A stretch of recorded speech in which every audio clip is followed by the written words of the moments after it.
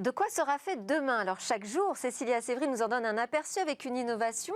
Aujourd'hui, c'est à nos amis les animaux qu'elle s'adresse. Bonjour Cécilia Sévry. Bonjour Delphine. Oui, en fait, en faisant mes recherches, j'ai découvert que la recherche médicale et l'imagerie en particulier dans le domaine vétérinaire était en fait assez peu poussée aujourd'hui en France et même globalement dans le monde, c'est vrai.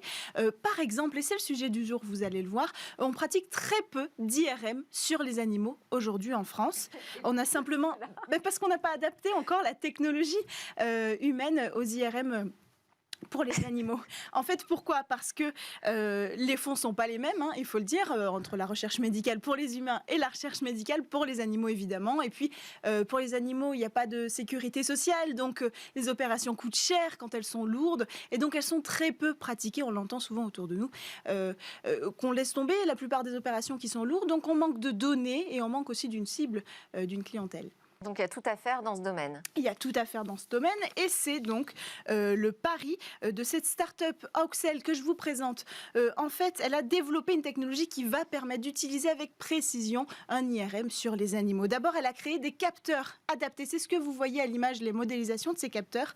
Vous savez, pour un IRM du genou ou de la tête, eh bien, il y a des capteurs qu'on place sur la tête ou alors sur notre genou pour étudier précisément la zone. Eh bien, on a créé la même chose pour les animaux parce que la vraie difficulté, c'est que pour les hommes, il y a une morphologie identique, mais pas pour les animaux. Donc, il fallait créer des capteurs qui s'adaptent à tous. Par exemple, pour les genoux, eh bien, on a créé des bagues qui iront sur les chats ou les chiens ou tout autre animal d'ailleurs.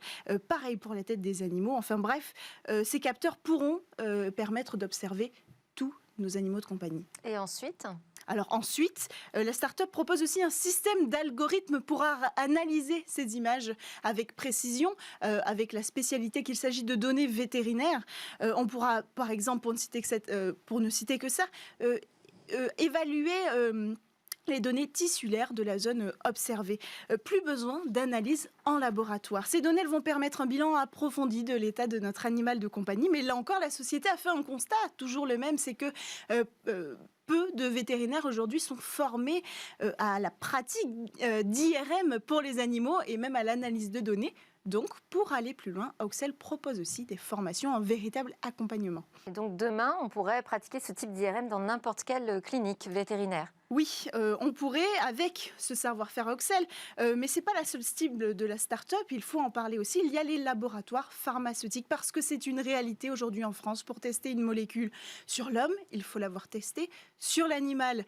Mais les protocoles dans ces laboratoires sont assez archaïques. Par exemple, si on veut tester l'efficacité d'une molécule sur une tumeur, eh bien, il faut plusieurs groupes d'animaux et il faut, pour pouvoir voir l'évolution de cette molécule, sacrifier certains groupes d'animaux pour pouvoir observer la tumeur de façon tout à fait approfondie et voir si la molécule a eu son effet. Avec cette IRM et ces nouvelles technologies et cette analyse algorithmique, on n'aura plus besoin de sacrifier comme ça plusieurs groupes d'animaux.